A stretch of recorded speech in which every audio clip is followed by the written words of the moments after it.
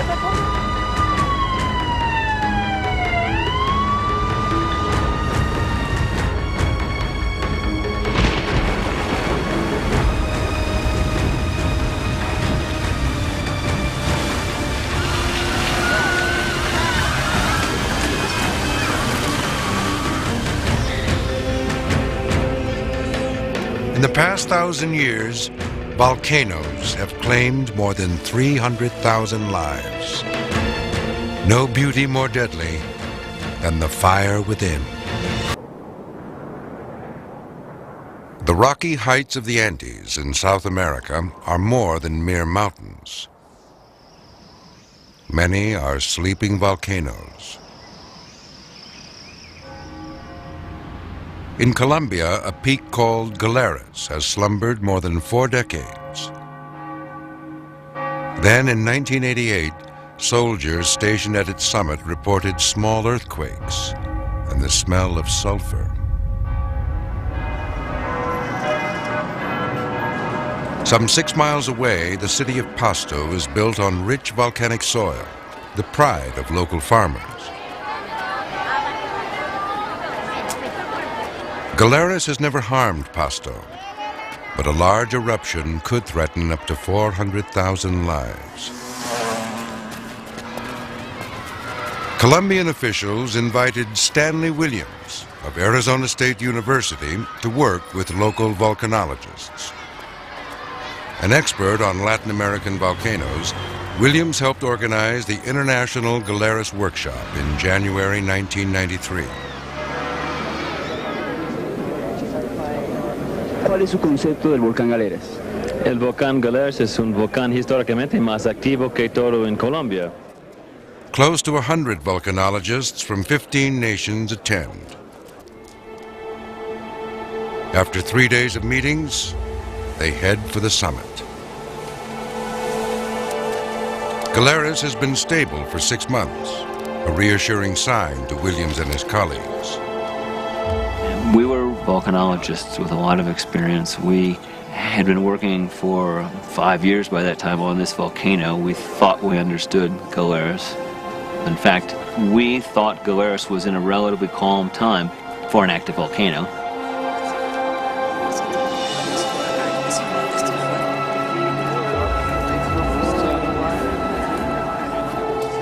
Most scientists join field trips on the outer slopes of the mountain. Williams leads a group of 12 on a grueling 2-hour hike to the inner crater. As his colleagues explore the terrain, Williams keeps watch. Everybody opened up their cases and backpacks and collected samples of the gases or read the gravimeter. Jeff Brown, professor from England, is the expert of the world on how to use gravity in volcanoes.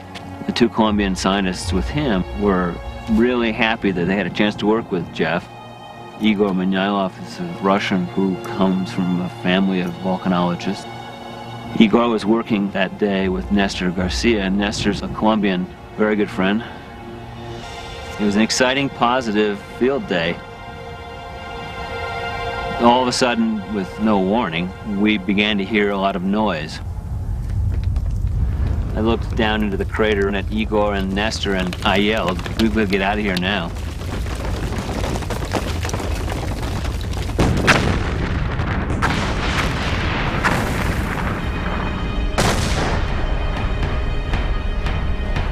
I made it running, not very far, before the first big rock knocked a big hole in my head, broke my jaw, ruined my ear. Made it another 20 to 30 feet, I don't know, not very far. A lot of rocks hit me, but the next big one broke my left leg, shattered my right leg. I tried to run, but my foot was dangling. It was hardly attached to my leg. I crawled. The problem was I was on fire, so I had to roll over and try to get the fire out. So I crawled behind a big rock.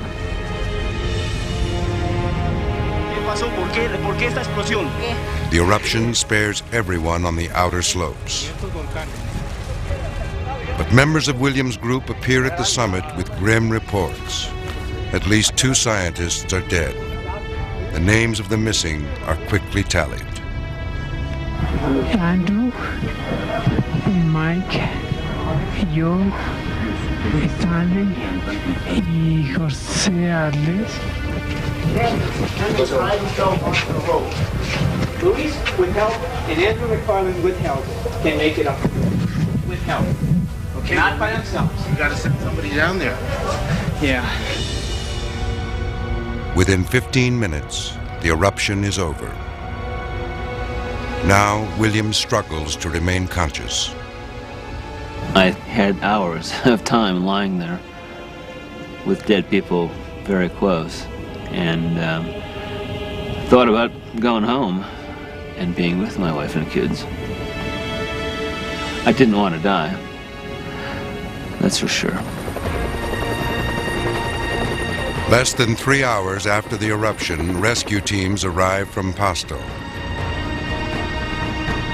3 hikers and 6 volcanologists are dead in a blast no one could foresee.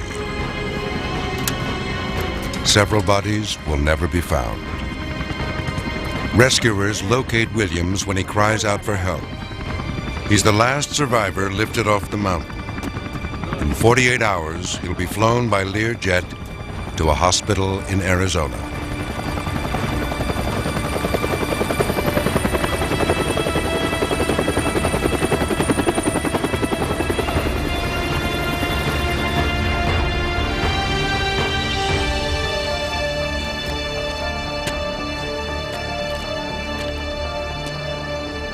"16 surgeries saved a mangled leg and patched a hole in Williams' skull.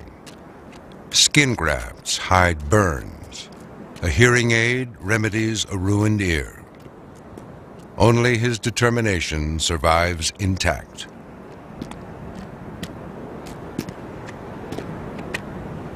Galeras remains a threat to thousands who live in its shadow. A danger undiminished by the tragedy of 9 deaths. The loss of friends and colleagues breaks the heart, but strengthens the will. I've worked on Galeras now for about 8 years, and I've tried hard to essentially get control of Galeras. And Galeras says, "No, I can't be controlled. I'm much bigger than you, Mr. Williams." And I come back and say, "No, I'm not going to let you do that. I'm going to come back and I'm going to get on top of Galeras." And I have been on top of Galeras. I've been in the crater again. I'm sort of battling it out.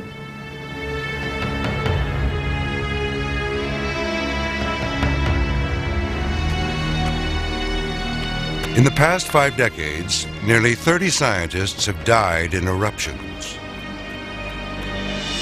Volcanology is a young and dangerous science, one that pits us against the power of the Earth itself.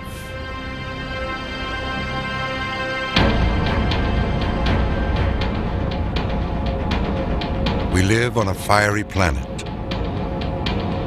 Nearly 2,000 miles beneath our feet, the Earth's inner core reaches temperatures of 12,000 degrees Fahrenheit. Molten rock, or magma, rises to the Earth's surface, a cold, rigid crust fractured into some 20 plates. When magma breaks through crust, it becomes lava and gives birth to volcanoes. Most blossom along the unstable boundaries where one plate dives beneath another, or two plates spread apart.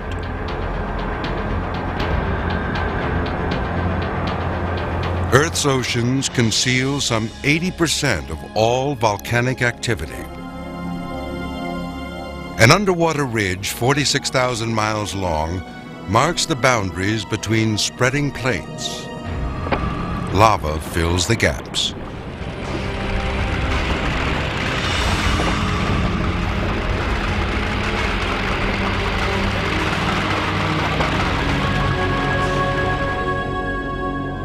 This deep-sea fire fuels hot springs. At more than 700 degrees Fahrenheit, water rich in sulfur supports an entire ecosystem in the total absence of sunlight. Some volcanoes rise from the deep.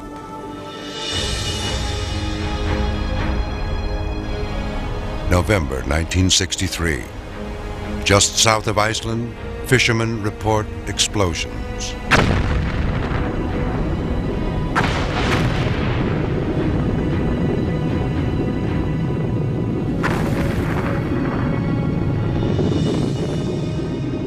Within days, the windswept Isle of Surtsey is born.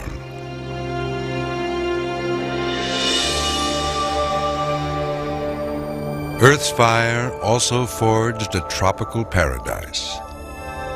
The Hawaiian Islands are the work of a single plume of magma burning its way across the Pacific Plate.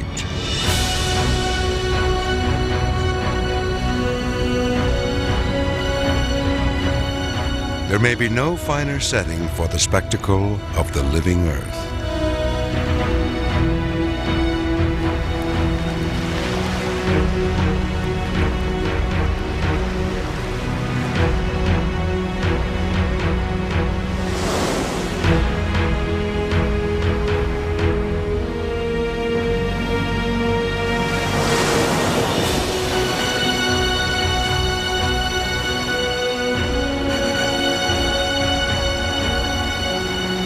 With nearly continuous eruptions dating back to 1790, Kilauea is the most active volcano on Earth and one of the most benign.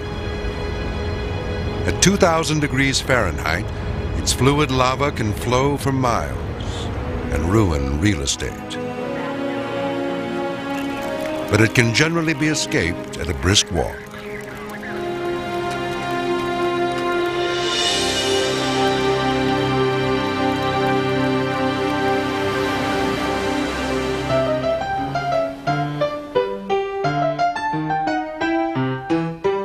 This congenial fire has been attracting tourists for over a century. It also captured the attention of an eminent East Coast geologist, Thomas Jagger. He believed the only way to know a crater is to live with it. A visit to Kilauea in 1909 convinced him he had found the most livable volcano in the world. In Jagger's day, volcanology meant little more than a short-term expedition to the aftermath of a major eruption. It was too little, too late.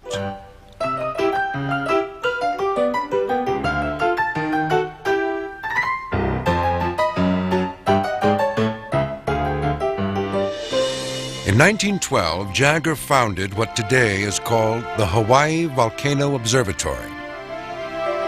Serving 3 decades as director, he measured earthquakes, collected gases, and charted subtle changes in Kilauea's slopes. Eventually, he successfully predicted several eruptions. Many consider him a founding father of modern volcanology.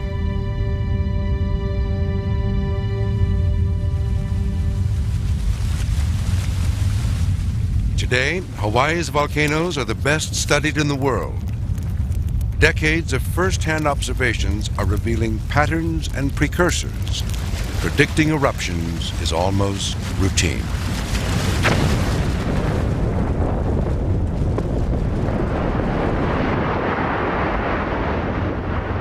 Each volcano is unique, with its own pulse, its own life cycle. But one rule of forecasting applies to all. The key to the future is the past.